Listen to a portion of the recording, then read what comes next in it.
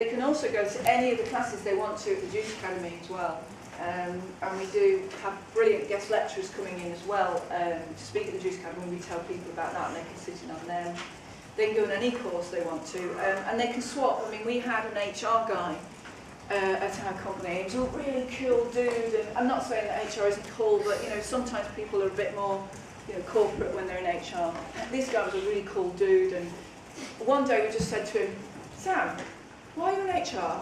He was like, what do you mean? We're like, do you want to go into digital? He's like, because we found out by somebody telling us that he'd actually qualified at uni in design, but he'd just gone away from it, and he was like, are you joking? We're like, no, you don't have to, don't sue us. HR's fine, but if you want to go into the digital team instead, I think they'd love to have you. And now he's like heading up we have in our team, we have a head of words and a head of pictures, and he's head of pictures in our comms team. You know, so it's like, don't pigeonhole people. If you're in HR, doesn't mean you can't do something else, and vice versa. If you actually want to go from digital into HR, that's fine as well. Don't pigeonhole yourself. And that's one of the things I want to say to you as well. If any of you sat there worried that you might have taken the wrong subject, or you don't know where your life's going or where you want to be, please do not panic, as hopefully my story's told you. You don't have to be there yet. And actually, you might try 2 or 3 different things and not like them, or not like them as much as the one thing that you end up doing in 10 years' time. You've got plenty of time. Just keep an open mind, work hard, make friends with people, and you never know what's going to happen. That's probably my biggest piece of advice for you guys. Does that answer your question, Corey? Yes, yeah. Does it? Yeah, cool. What's the one thing that got you through all the hardship throughout your whole career? Was there one defining thing that carried you through each situation that didn't work out to progress to the next stage? Or? People, I think people. I'm very lucky in that I have great people around me, and the older I get, sorry without sounding too old, and the more I realise how important a grounding in good. You know, my parents were, I did, as I say, crap council estate, but my parents were amazing, and they gave me a real belief in myself, and I think that's carried me through a lot of the personal things that have happened in my life, but also the professional. But I think also having great people, having great mates around you that you can be honest with, which I know is difficult for you blokes especially, but if you can, you know, make sure you be honest with your mates and talk about things that are going wrong in your life as well as stuff that's going right, and just open up. And I've always had great people around me at work as well that I can be really honest and say, I don't get this, I've messed up and I don't know what to do about it. And I've never been bothered about saying that, or I don't get it. You know, my husband goes mad if we're like talking to a mortgage advisor or something, and I'm asking question after question after question, and he's going, oh, for God's sake, can you just sign the paperwork? I'm like, no, I'm really interested. He's like, yeah, but we've got to finish by midnight. So it's just having people around you and being okay in your own skin to say, I don't get it, I don't understand, I need help. And setting out what we call, my friends call the back call. You know, we've got a WhatsApp group and we send out the back call, sometimes 10 o'clock at night, back call, this has just happened, can anybody talk? And somebody will always pick up the phone and go, what's up? It's really important to try and surround yourself and be that person for other people as well. Have you ever been through failure, and how have you recovered from it? Failure, yeah, God, loads of times. I don't mind failing. I think failing is good. Don't be frightened of failure, because if you're frightened of failure, you won't try anything. Failing is good. Failing teaches you more than actually winning a lot of the time. You know, you kind of go, right, I've won, brilliant, yay, and then you go and get drunk and have a great time. But if you fail, you examine it, don't you? Go, well, what went wrong here? Let's examine it, let's learn from it, let's make sure it never happens again, or if it does happen again, let's make sure we learn from that as well. So don't ever be frightened of failing. Just think, I mean, try and avoid it, obviously, as much as you can by putting in place as much as you can, learning and things, and doing business plans and things. But if things go wrong, then things have gone wrong. It really doesn't matter. Actually, there's an interesting, sorry, I'll just come back to you in a second. There's an interesting piece that somebody read. This is all I know. There's an interesting piece. If you can find it, please send it to me.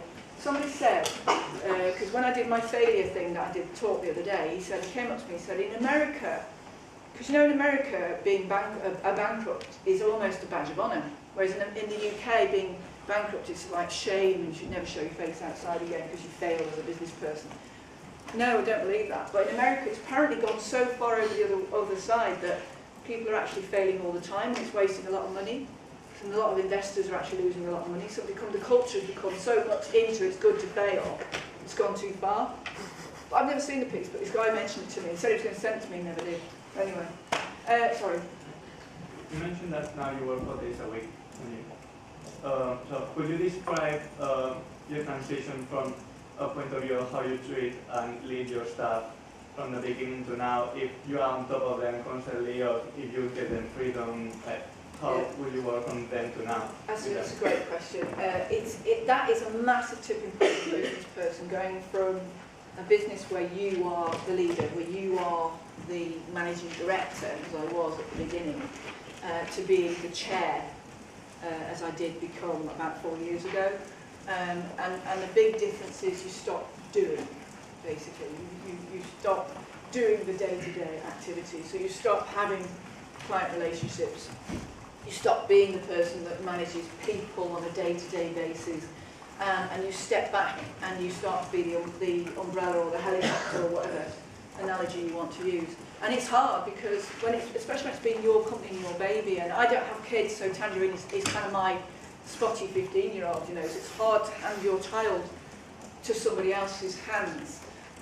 But I did that about 4 or 5 years ago because I was getting rubbish at it, to be honest. Again, bored. I was like, I couldn't maintain an interest in the day-to-day stuff because I'd been doing it for 10 years. It's like, right, okay, just felt a bit like, you know, Groundhog Day.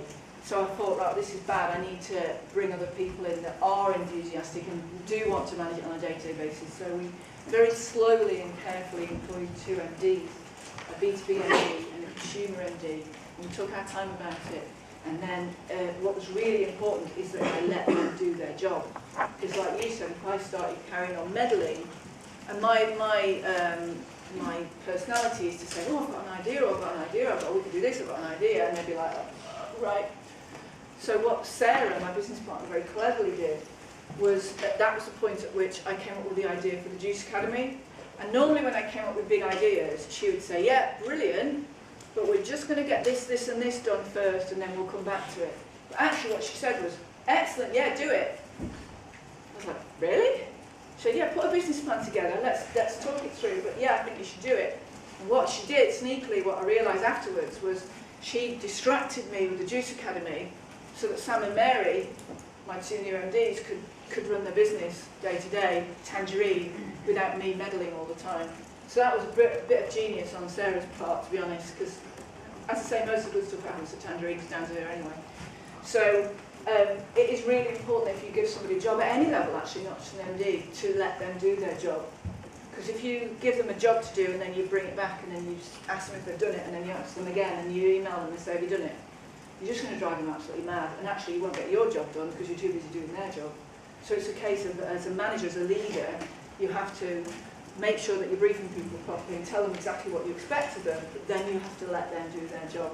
So then would you measure the successful that you wanted from the outcomes of the company? Yeah, so we agreed, the 4 of us agreed the business plan for the next 5 years, we agreed the numbers, what they were going to look like, what we were going to try and achieve, and obviously that morphs as time happens. And to me, as long as they're achieving that, then I've no reason to be constantly on the back because they're doing the job. But I'm there for them. And that's the other thing, when you transition from being a manager to a leader, I think that your job is being there for people. So you sat at your desk typing and somebody says, have you got a minute? You have to stop typing, you have to turn in your chair and you have to say yes, and you look at their eyes and you have a minute for them. Whereas sometimes as a manager I would have been guilty of, yeah, what's up? And you're half listening, you've probably all done it, you're half listening, yeah, oh yeah, no, that's fine, yeah, go on with it. But as a leader, I think my job is to stop typing, is to turn around, you go into a business, a room, a meeting room or a breakout area and have a proper, be there for people, be available. Because the one advantage of getting older is you've been there, seen it, done it. You can often help people when they're worried about things because you've been there in the past and you've already experienced what they're worried about. So that was a big transition and it was hard. And it was weird sometimes when there was clients in the meeting room that I didn't even know they were.